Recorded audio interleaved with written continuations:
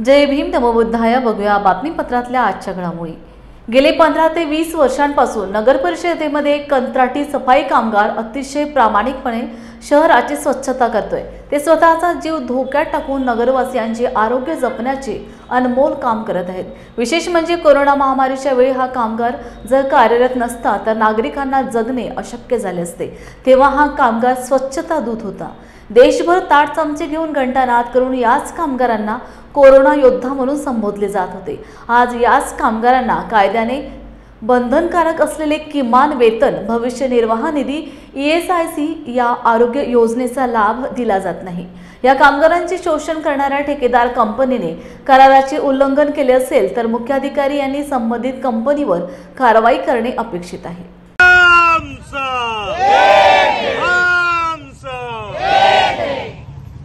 अरे हमसे जो टकराएगा, अरे हमसे जो टकराएगा, कामगार एकजुटीचा, हमारी यूनियन, हमारी यूनियन, जोर जुल्म के टक्कर में संघर्ष हमारा नारा है, जोर जुल्म के टक्कर में संघर्ष हमारा नारा है. अरे हम सा, अरे हम सा, हमारे मांगे पूरी करो, नहीं तो खुर्चे खाली करो, नहीं तो खुर्चे खाली करो. हम सब एक है, हम सब एक है.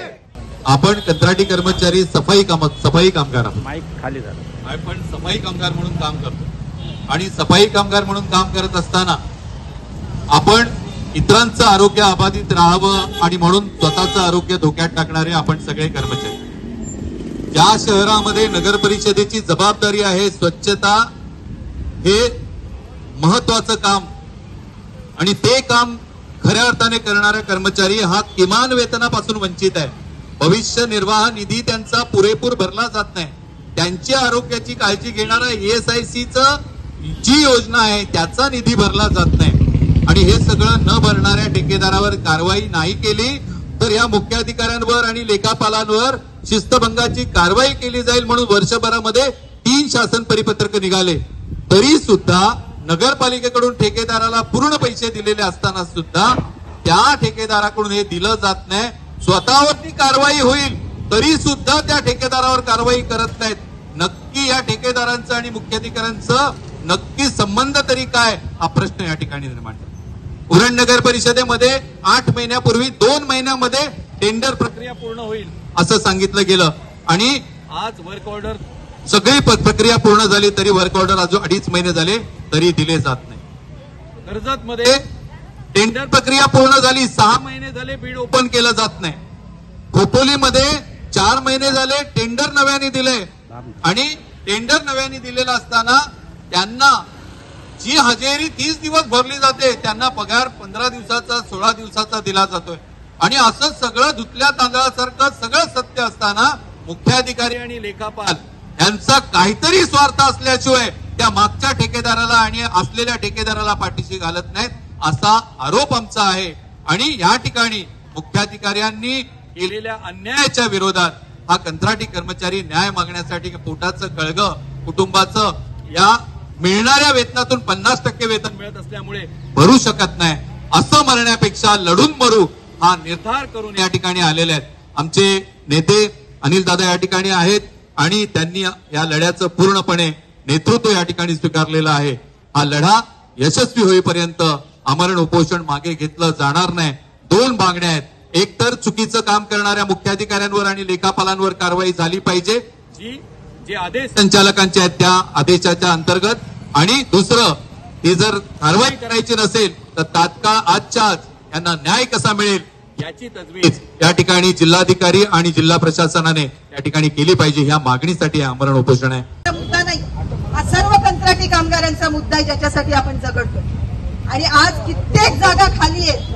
सरकारमध्ये पदं भरली जात नाही, रिकाम्या जागा आहेत पण त्या रिक्त जागा भरल्या जात नाहीत.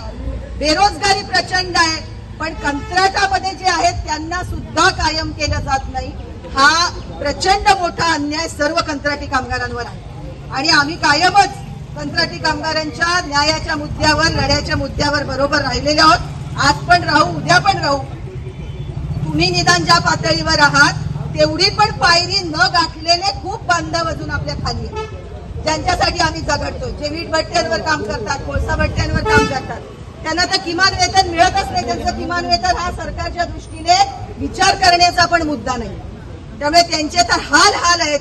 त्यांच्याबरोबर पण आपण झगडतोय.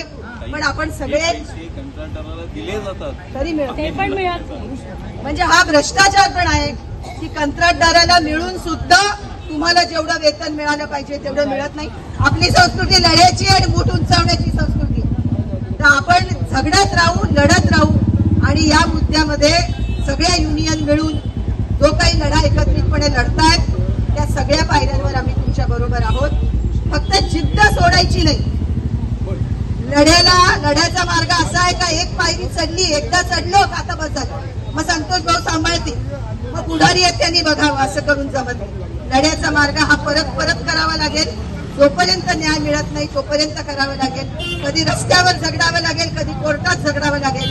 पण त्या सगळ्या लढ्याचे मार्ग तुम्ही निश्चितच, तुम्हाला संतोष तुमचे नेते सांगतील की पुढच्या पायऱ्या काय आपण लढायच्या आहेत. पण त्या सगळ्यावर जिथे कुठे लागेल तिथे आम्ही तुमच्या बरोबर आहोत. कारण न्यायाच्या मुद्द्यावर आणि बाबासाहेबांनी दाखवलेल्या संघर्षाच्या मुद्द्यावर आपण सगळेजण एकत्र राहतो. बरोबर? लढेंगे, डॉक्टर बाबासाहेब आंबेडकरांचा, महात्मा ज्योतिबा फुल्यांचा, छत्रपती शिवाजी महाराजांचा, संविधानाचा. लढेंगे, जितेंगे. महाराष्ट्र जनसुरक्षा विधेयक 2025 हे घटनाविरोधी आणि लोकशाहीस बाधक आहे. जनतेच्या मूलभूत हक्कांवर गदा आणणारे आहे. हे विधेयक रद्द करावे या मागणीसाठी राज्यभर व्यापक लढा उभारण्याचा निर्धार महाविकास आघाडीतील घटक पक्ष तसेच भाकप, माकप, शेकाप, सकप, लाल निशाण पक्षांसह विविध डाव्या व लोकशाहीवादी पक्ष संघटनांनी केला आहे. त्या पार्श्वभूमीवर आज रायगड जिल्हाधिकारी कार्यालयावर मोर्चा धडकलाय. यावेळी या जनसुरक्षा कायद्याविरोधात निदर्शने करण्यात आली. यावेळी शेतकरी कामगार पक्षाचे सरचिटणीस जयंत पाटील, भारत जोडो अभियानाच्या उल्का महाजन, उद्धव बाळासाहेब ठाकरे पक्षाचे जिल्हा प्रमुख सुरेंद्र म्हात्रे, शेकाप महाराष्ट्र राज्य महिला आघाडी प्रमुख मानसीताई म्हात्रे, शेकाप रायगड जिल्हा महिला आघाडी प्रमुख चित्रलेखा पाटील, सुरेश खैरे, काँग्रेस नेत्या मंदाताई म्हात्रे यांसह विविध जनसंघटना व कामगार संघटना सहभागी झाल्या होत्या. आजचा मोर्चा जसा रायगड जिल्ह्यामध्ये निघाला आहे तसंच महाराष्ट्रभर 75 ठिकाणी हे आंदोलन होतं. कारण हा कायदाच इतका भयंकर आहे. आत्तापर्यंत महाराष्ट्राच्या इतिहासात इतका काळा कायदा कोणत्याही सरकारने आणला नव्हता. या सरकारने आणला कारण ते घाबरले निडर निशस्त्र सामान्य नागरिकांना, सामाजिक कार्यकर्त्यांना आणि जनसंघटनांना. आणि त्यामुळे त्यांची मुस्कटदाबी करण्यासाठी हा कायदा आणलाय की तुम्ही सरकारच्यावर टीका करू शकत नाही, सरकारी यंत्रणांबद्दल अविश्वास पसरवू शकत नाही. पण लोकशाहीचा आत्मा आहे सरकारी धोरणाची चिकित्सा करणं, सरकारला जाब विचारणं. हा आम्हाला डॉक्टर बाबासाहेबांनी आणि संविधानाने दिलेला अधिकार आहे. त्या अधिकाराच्या आडवा येणारा हा कायदा आम्ही परतवून लावल्याशिवाय राहणार नाही. आज जन आंदोलन आहे, उद्या कायदेशीर मार्ग अवलंबायला लागला तरी पण आम्ही तो लावू. आणि महाराष्ट्रामध्ये संतांनी रुजवलेला विचार आहे विद्रोहाचा, बंडाचा.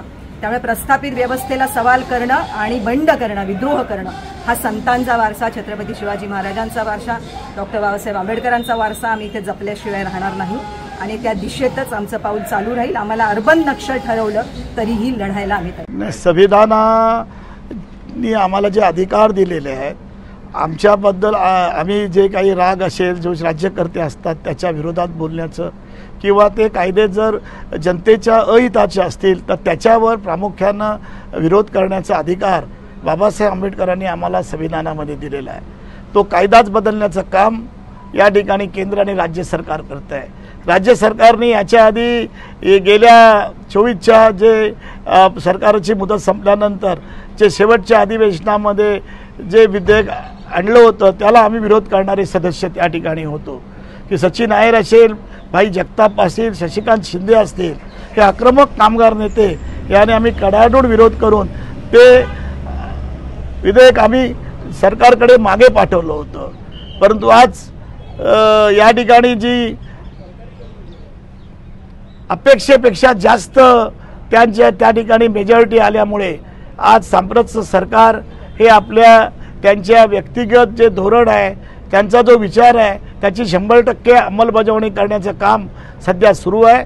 त्याच्यामध्ये हे जे विधेयक आलेलं आहे, या विधेयकाने जनतेला जो अधिकार याच्यामध्ये बाबासाहेबांनी दिला, तो अधिकार अपुरा पडला. ज्यावेळेला त्याला वाटलं की हे अपुरा आहे, की कामगारांच्या हितासाठी हे बरोबर होत नाही, त्याच्यामध्ये वेळोवेळी आंदोलनं करून आमच्या आधीच्या नेत्यांनी त्याच्यामध्ये बदल केला. नुसता बदल केला नाही तर ते कायदे बदलायला लावले आणि त्यासाठी सांप्रतचे त्यावेळचे आमचे सगळे नेते आणि त्यावेळी असलेले आमचे आक्रमक नेते त्यांनी त्यावेळेला या ठिकाणी मोठ्या प्रमाणामध्ये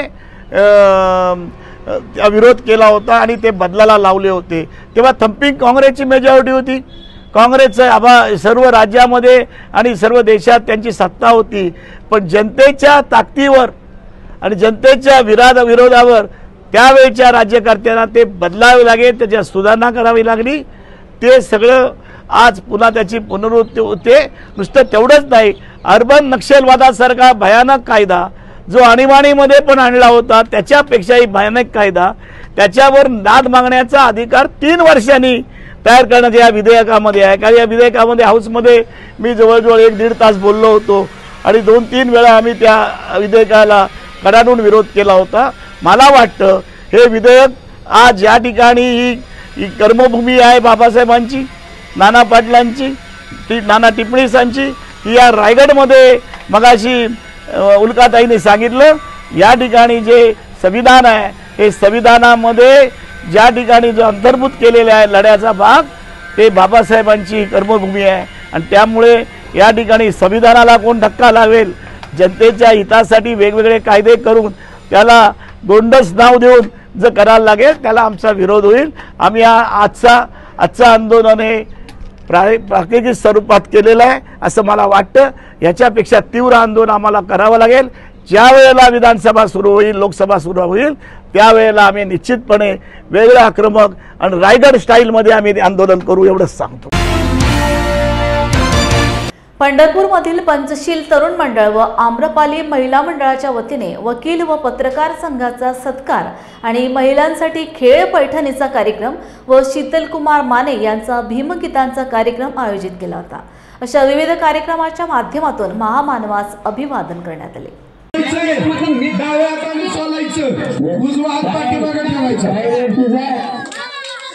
आणि जिथं झालंय तिनं उठून उभं राहायचं आणि हात वर करायचं.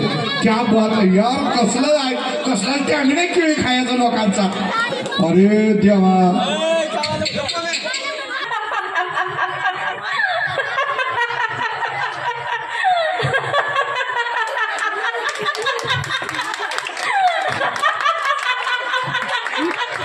त्यांचं एक नाव घ्या. चला बस. गाल,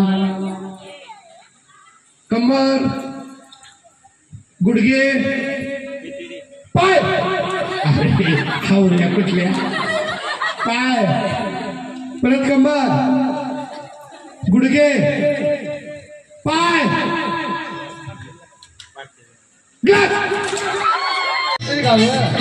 असं काशी फुगडी असते का मला काय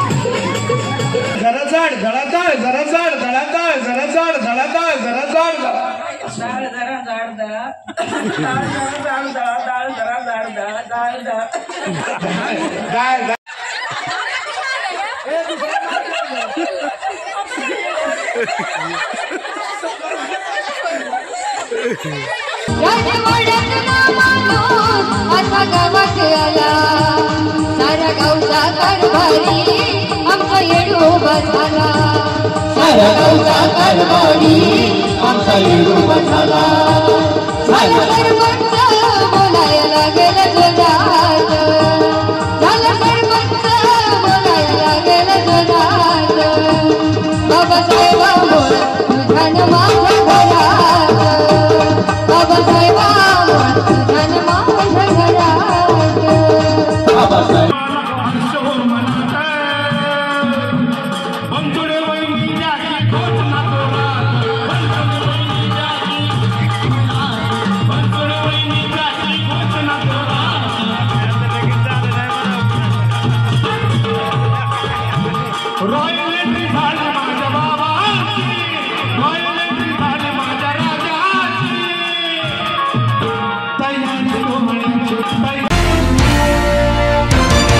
वीस एप्रिल 2025 रोजी अकोला जिल्ह्यातील शहरासह संपूर्ण गावामध्ये मराठा सेवा संघाच्या वतीने संपूर्ण महाराष्ट्रामध्ये जिजाऊ रथयात्राचे आयोजन करण्यात आले होते।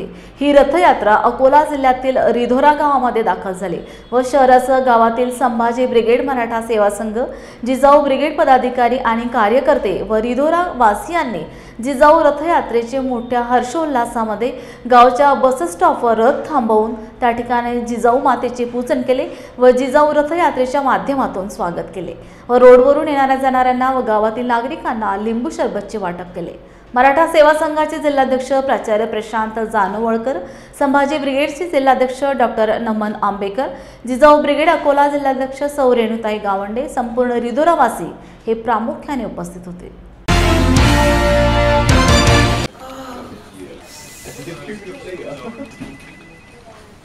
बॉस ने मीटिंग बुलाई। क्या यार, आदमी की तकलीफ को तो समझो। बाहर बाहर उठो बैठो। जनाब, तकलीफ उठने बैठने की नहीं, तकलीफ बवासीर की है। बवासीर, फिशर, भगंदर, पाइलोनियल साइंस का आयुर्वेद तथा आधुनिक लेजर से उपचार। अभ्युदय पाइल्स लेजर हॉस्पिटल, लोहार समाज भवन के पीछे, महापुष्प सोसाइटी, शताब्दी नगर चौक से मनीष नगर रोड, नागपुर। कॉल और विजिट करें www.pilesfistulacure.com। मंडळी, तुम्हाला फॅमिली सोबत चांगली वन डे पिकनिक करायची आहे का? मग आजच भेट द्या सातपुड्याच्या पर्वत रांगेत कोल्हार प्रकल्पाच्या पायथ्याशी निसर्गाच्या कुशीत वसलेलं श्याम लीला टुरिझम अँड रिसॉर्टला। पारंपरिक शेतकी संस्कृती आणि नाविन्यपूर्ण सेवा सुविधांचा अनोखा संगम, प्रशस्त फळबाग व शिवार फेरी, मुलांना एन्जॉय करण्यासाठी प्ले एरिया, विविध खेळ, स्विमिंग पूल, रेन डान्स, सेल्फी पॉइंट आणि बरंच काही। नाश्ता आणि चुलीवरील व्हेज नॉन व्हेज जेवणाचा आस्वाद, राहण्याची ही उत्तम व्यवस्था। वन डे पॅकेज 699 पासून सुरू। लग्न, रिसेप्शन, वाढदिवस यासाठी देखील स्वतंत्र व्यवस्था करून मिळेल। अल्पावधीतच लोकप्रिय झालेले कृषी पर्यटन स्थळ Shyam Leela agro tourism and resort. Booking साठी संपर्क मुक्काम तेलंखेडी, नवनाथ आश्रमाजवळ, पांढुर्णा रोड, तालुका सावनेर, जिल्हा नागपूर।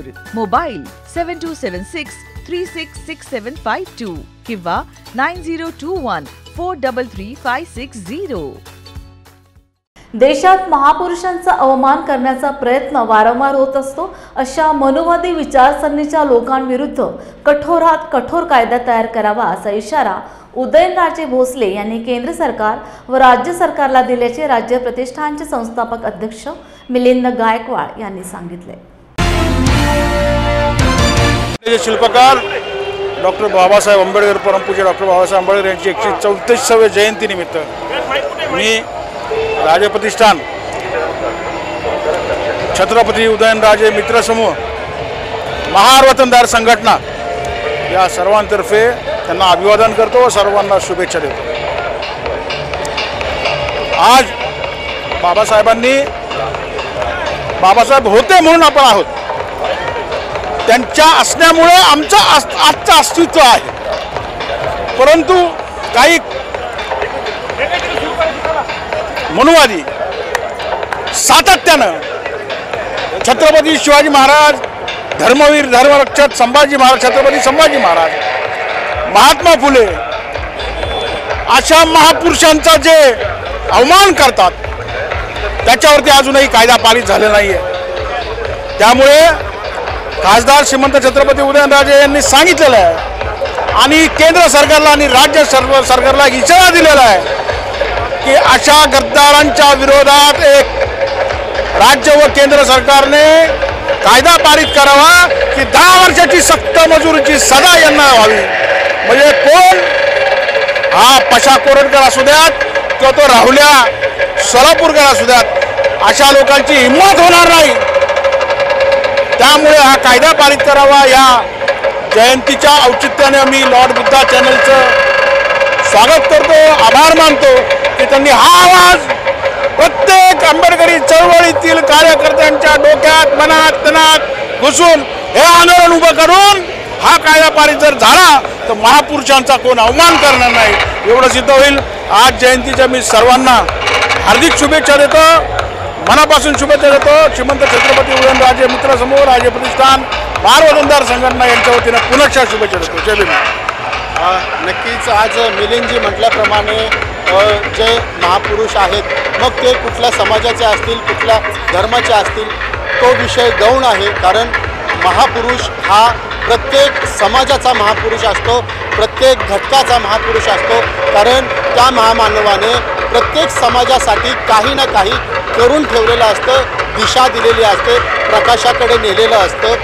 आपण डॉक्टर बाबासाहेब आंबेडकरांनी जे महिलाविषयी त्यांचं जे मत होतं, काय सांगताल त्या संदर्भामध्ये? बाबासाहेबांनी महिलांसाठी कोणती विशेष बाब केली?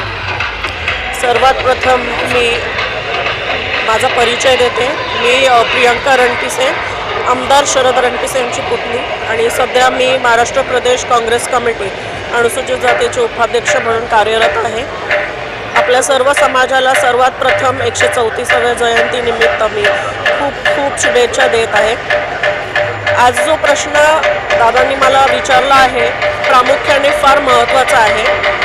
आपण जर इतिहास पलटला देशाचा नाही पण जगाचा, तर अमेरिका असो, युरोप असो, फ्रान्स किंवा ब्रिटन, कुठलाही देश बघा जे आपण म्हणतो की डेव्हलप कंट्रीज आहेत, ह्या सर्व देशांमध्ये 300 वर्षांचा कालावधी गेलेला आहे, तरीही पण महिलांना ते स्वातंत्र्य मिळालं नाही.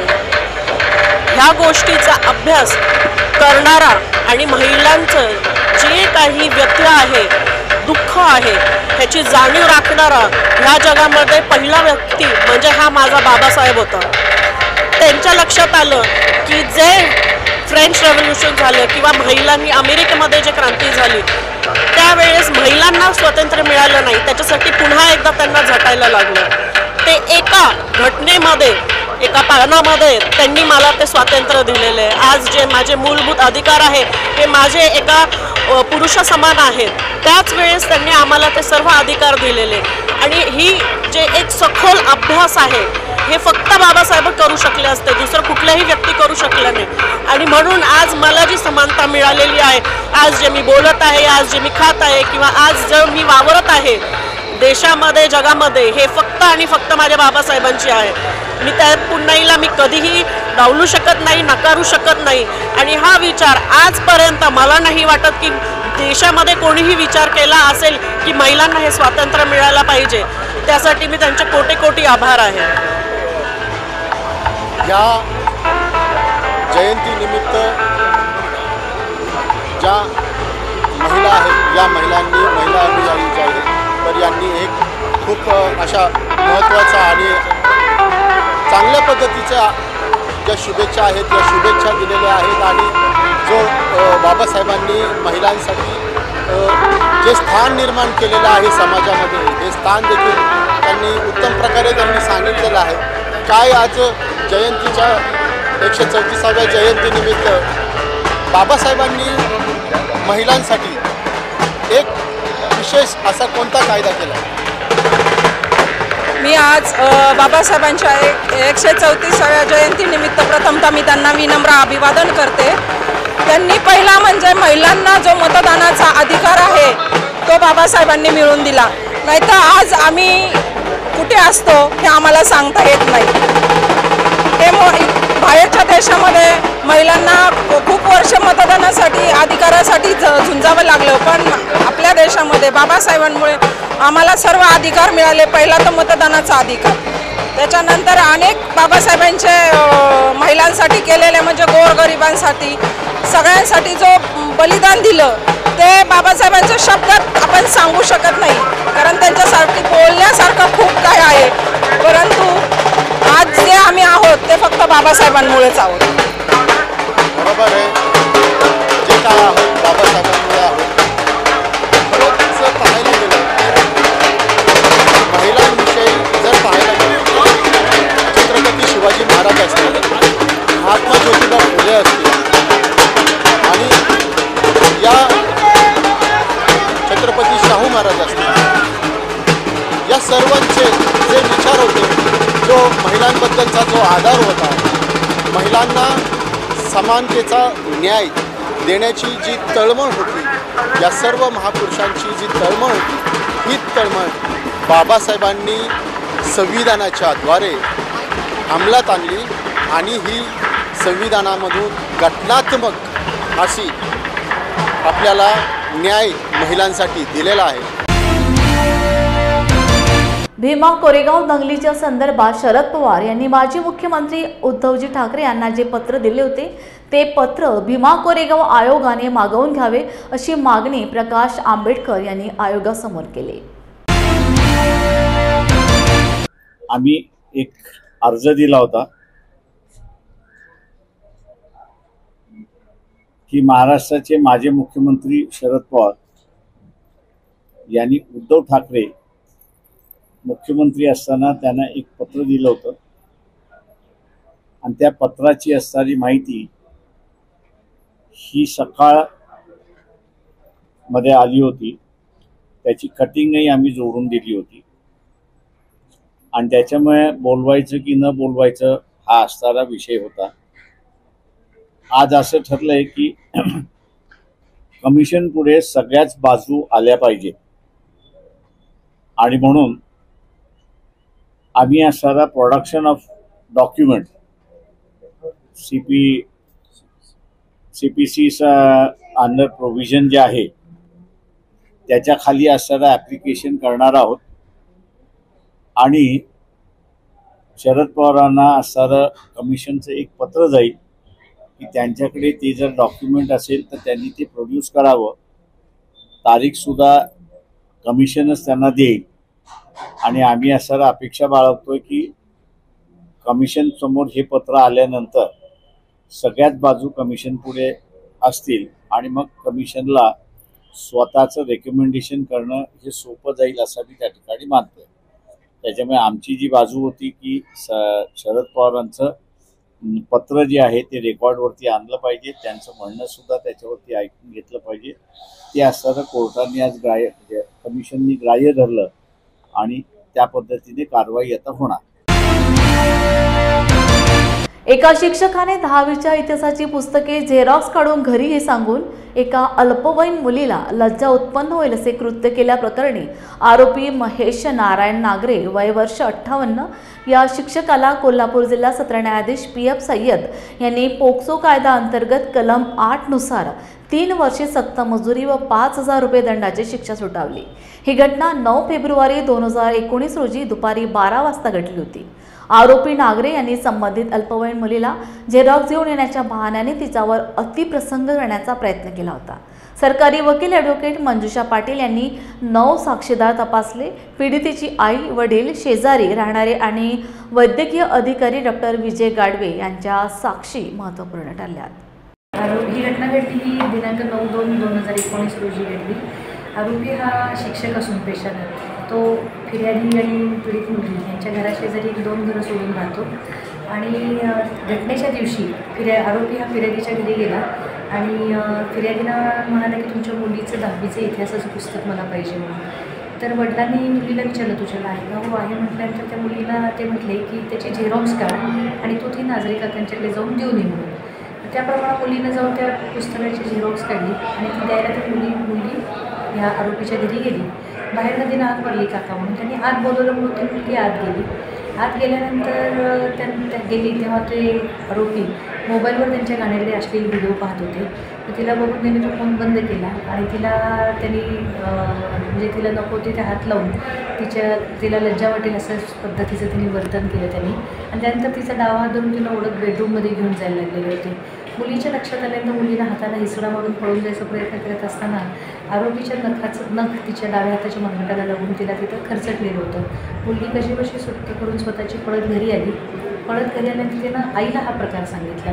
आईला प्रकार सांगितल्यानंतर आई ताबडतोब मुलीला घेऊन त्यांना जाब विचारायला त्यांच्या घरी गेली आणि काका तुम्हाला शोधतोय का, तुमचं वय काय आणि हा काय प्रकार केला आहे असं आईनं विचारल्यानंतर ते म्हटले एकदा माझ्याकडनं चुकी झाली पण पुन्हा तुम्ही हे प्रकरण वाढवू नका आणि हे आहे इथंच मिटवून टाका.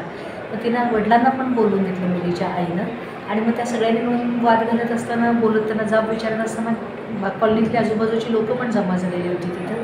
त्यांनी सगळ्यांनीच त्यांना धारेवर धरलं आणि मग त्यानंतर आज गप्प बसलं तर उद्या मुलीला आणि ह्याच्याहून किंवा ह्या मुलीला म्हणा किंवा दुसऱ्या मुलीला त्यांच्याकडून आणि काहीतरी पुढचा गंभीर धोका होईल हा विचार करून मग मुलीच्या वडिलांनी करवीर पोलीस ठाण्यामध्ये आरोपी नाझरेविरुद्ध तक्रार दाखल केली. या प्रकरणी एकूण मी 9 साक्षीदार तपासले. त्यामध्ये मुलगी, तिचे आईवडील आणि कॉलनीत राहणारे 2 साक्षीदार तपासले जे प्रत्यक्षदर्शी साक्षीदार होते. याशिवाय वैद्यकीय अधिकाऱ्यांचा जबाब पण अतिशय चांगला झाला आणि ज्या दुकानामध्ये मुलगी झेरॉक्स काढायला गेली होती त्या दुकानाच्या मालकीण त्यांचा पण मी जबाब घेतला. या सगळ्यांच्या साक्षी आणि माननीय सर्वोच्च न्यायालय आणि उच्च न्यायालयाचे न्यायनिवाडे आणि माझा युक्तिवाद ग्राह्य धरून माननीय जिल्हा न्यायाधीश सय्यद सो मॅडम यांनी आरोपीला पोक्सो कलम 8 खाली व 3 वर्ष सक्त मजुरी आणि 5,000 रुपये दंड आणि कलम 12 खाली 1,000 रुपये दंड, 1,000 रुपये सक्त मजुरी, एक वर्ष सक्त मजुरी आणि 5,000 रुपये दंड अशी शिक्षा ठोठावली. एकूण शिक्षक या पेशा न शोभणारं अशोभनीय वर्तन या आरोपीनं केल्यामुळं त्याला झालेली शिक्षा ही अत्यंत योग्य आहे. त्याबद्दल मी समाधानी आहे. क्या हुआ बहू? माँ, पाइल्स की बहुत तकलीफ हो रही है. तो तुम गुदरोग सर्जन के पास क्यों नहीं गई? देखो, जैसे हार्ट के लिए हार्ट स्पेशलिस्ट, ब्रेन के लिए ब्रेन स्पेशलिस्ट, तो पाइल्स के लिए पाइल्स स्पेशलिस्ट क्यों नहीं? स्त्री हो या पुरुष, टॉयलेट में तकलीफ केवल पाइल्स ही नहीं और भी कई प्रकार के गुदरोग तथा कैंसर भी हो सकता है. इसीलिए इसकी प्रत्यक्ष जांच जरूरी है. ठीक है माँ, पर जांच के लिए हम जाएंगे कहाँ? वही काले आयुर्वेदिक पाइल्स हॉस्पिटल में. लेकिन माँ, प्रेगनेंसी में पाइल्स की दवाइयाँ? प्रेगनेंसी में आयुर्वेदिक दवाइयाँ सुरक्षित होती है. जनहित में जारी. काले आयुर्वेदिक पाइल्स हॉस्पिटल, औषधि चिकित्सा तथा सर्जरी ट्रीटमेंट उपलब्ध. हमारा पता उमरेड रोड, दिघौरी बस स्टॉप के पास, नागपुर. अधिक जानकारी के लिए वेबसाइट पर जाएं kalepailshospital.com. भारतीय संविधानाचा जागर विद्यार्थी, युवकांमध्ये आणि नागरिकांमध्ये व्हावा यासाठी संविधान विचार जागर स्पर्धेचे आयोजन केल्याची माहिती इलाइट सर्टिफिकेशन अँड इनोव्हेटिव्ह सोल्युशन्सचे संचालक आबासाहेब थोरात व स्वप्ना थोरात यांनी पत्रकार परिषदेत केली. प्रत्येक भारतीयांनी भारतीय संविधान डोळ्यासमोर ठेवून ही परीक्षा द्यावी. दरम्यान हर घर संविधान हा उपक्रम सुरू करण्यात आला आहे. यामुळे विद्यार्थ्यांमध्ये संविधानाबद्दल मोठी जागृती निर्माण होईल. भारतीय संविधानाचा अमृत महोत्सव या निमित्ताने भारतीय संविधान विचार जागर स्पर्धा परीक्षेचे आयोजन elite certifications and innovative solutions या आमच्या संस्थेच्या मार्फत आम्ही केलेले आहे. ज्यामध्ये भारतीय संविधान अमृत महोत्सव साजरा होणार आहे आणि घर घर संविधान पोहोचावे विद्यार्थ्यांना तसेच भारतातील प्रत्येक नागरिकांना, महाराष्ट्रातील प्रत्येक नागरिकाला भारतीय संविधानाचं महत्त्व कळावं, जागृती व्हावी यासाठी आम्ही भारतीय संविधान विचार जागर स्पर्धा परीक्षेचे आयोजन केलेले आहे. ज्यासाठी आम्ही 3 गट तयार केलेले आहेत. पहिला गट आहे 7वी ते 10वीचा, दुसरा गट आहे 11वी ते ग्रॅज्युएशनचा आणि तिसरा गट आहे खुला गट, ज्यामध्ये सर्वजण सहभागी होऊ शकतात. यासाठी ही स्पर्धा परीक्षा प्रत्येक जिल्ह्यात आम्ही राबवत आहोत. प्रत्येक जिल्ह्यात त्याचे सेंटर आहे. ही परीक्षा राज्यस्तरीय आहे. ही परीक्षा MPSCच्या धर्तीवर घेण्यात येणार आहे. यासाठी 100 गुणाची परीक्षा होईल. 90 मार्क ऑब्जेक्टिव्ह असतील, 10 मार्क डिस्क्रिप्टिव्ह असतील आणि जो कोणी यात सहभागी होईल त्या प्रत्येक स्पर्धकास मेडल आणि प्रमाणपत्र आम्ही देणार आहोत. तसेच प्रत्येक स्पर्धकास संविधानाची प्रत मोफत घरपोच आम्ही देणार आहोत. आणि जो कोणी या स्पर्धा परीक्षेमध्ये जिंकेल, जो कोणी स्पर्धक प्रथम येईल त्यासाठी 3 लाख रुपयाचं प्रथम पारितोषिक, 2 लाख रुपयाचं द्वितीय पारितोषिक आणि थर्ड प्राईज म्हणून 1 लाख रुपयाचं तसंच उत्तेजनार्थ भरघोस पारितोषिक आम्ही ठेवलेले आहे. परंतु यामध्ये जी काही पारितोषिके मी आत्ता सांगितली ती 3 गटामध्ये विभागून देण्यात येणार आहे आणि ही स्पर्धा परीक्षा राज्यामध्ये एकदाच सर्वांसाठी आम्ही उपलब्ध करू. UPSC सिव्हिल सर्व्हिसेस 2024 चा निकाल आज जाहीर करण्यात आलाय. त्यात आंबेडकरवादी मिशनचे अतुल राजूरकर AIR 727 व आनंद सदावर्ते AIR 945 यांची अंतिम यादीत निवड झाली. अतुलचे वडील BSNL मध्ये डेली विजिट्स कर्मचारी होते. त्यांनी विपरीत आर्थिक परिस्थितीत मुलांचे शिक्षण पूर्ण केले. दिल्ली येथे गेल्या 1 वर्षांपासून मिशनतर्फे पूर्ण सहकार्य करून UPSC तयारीसाठी मदत देण्यात आली. गेल्या वर्षी पण अतुल मुलाखतीपर्यंत गेला होता, पण यावर्षी त्याची अंतिम फेरीत निवड करण्यात आली. आनंद सदावर्ते हे श्रीनगर जम्मू येथे all India institute of agricultural रिसर्चमध्ये प्रशासकीय अधिकारी म्हणून कार्यरत आहेत. हा त्यांचा दुसरा इंटरव्ह्यू, यात त्यांची निवड झाली. काश्मीर येथे झालेल्या भ्याड हल्ल्याचा निषेधार्थ कोल्हापुरात मुस्लिम बोर्डिंगच्या वतीने जोरदार निदर्शने करण्यात आली. दहशतवाद्यांना फाशी द्या, फाशी द्या अशा घोषणाही देण्यात आल्या. सर्वपक्षीय कार्यकर्त्यांनी या आंदोलनात सहभागी होऊन भ्याड हल्ल्याचा निषेध व्यक्त केलाय. दसरा चौकात शाहू महाराजांच्या पुतळ्यासमोर आंदोलन करण्यात आले. भ्याड हल्ला करणाऱ्या प्रवृत्तीच्या निषेधार्थ जोरदार घोषणा देण्यात आल्या. मुस्लिम बोर्डिंगचे चेअरमॅन गनी आजरेकर, कादर मलबारी, रफिक शेख, रफिक मुल्ला, हाजी लियाकत मुजावर यांनी आंदोलनात भाग घेतला होता. अमानुष हत्या करणाऱ्या अतिरेक्यांचा अमानुष हत्या करणाऱ्या अतिरेक्यांचा हम सब एक हैं, हम सब एक हैं, हम सब एक हैं. जो हमसे टकराएगा मिट्टी में जाएगा. पर्यटकावर अमानुष हल्ला करणाऱ्या अतिरेक्यांचा धर्माचं नाव घेऊन अतिरेकीपणा करणाऱ्या अतिरेक्यांचा धर्माचं नाव घेऊन अतिरेकीपणा करणाऱ्या अतिरेक्यांचा अमानुष हत्या करणाऱ्या अतिरेक्यांचा अमानुष हत्या करणाऱ्या अतिरेक्यांचा हम सब एक हैं, हम सब एक हैं, हम सब एक हैं. जो हमसे टकराएगा मिट्टी में जाएगा. हत्या करणाऱ्याचा अतिरेकी हल्ल्याचा काश्मीरमध्ये झालेल्या भ्याड अतिरेकी हल्ल्याचा हम सब एक हैं, हम सब एक. जय भीम इंडियाच्या बातमीपत्रात घेऊया इथेच विश्रांती. पुन्हा भेटूया ताजा घडामोडी घेऊन. जय भीम. आप देख रहे हैं लॉर्ड बुद्धा टीवी.